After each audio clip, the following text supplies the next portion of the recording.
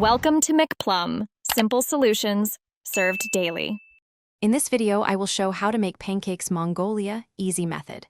Start by whisking 2 cups flour, 1 cup milk, 1 egg, 1 tablespoon sugar, and 1 TSB baking powder until just combined.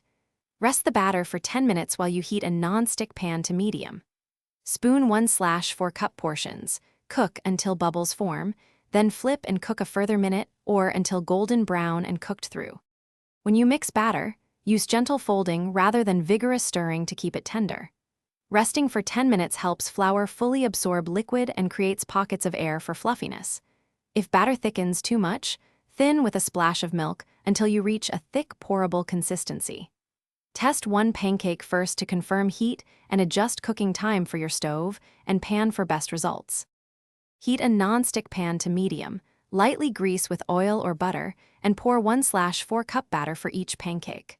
Watch for bubbles rising and edges setting before flipping to ensure even cooking and a golden crust. Stack pancakes on a warm plate and serve immediately with butter, honey, jam, or fresh fruit. Adjust toppings to personal taste and enjoy a simple, comforting meal.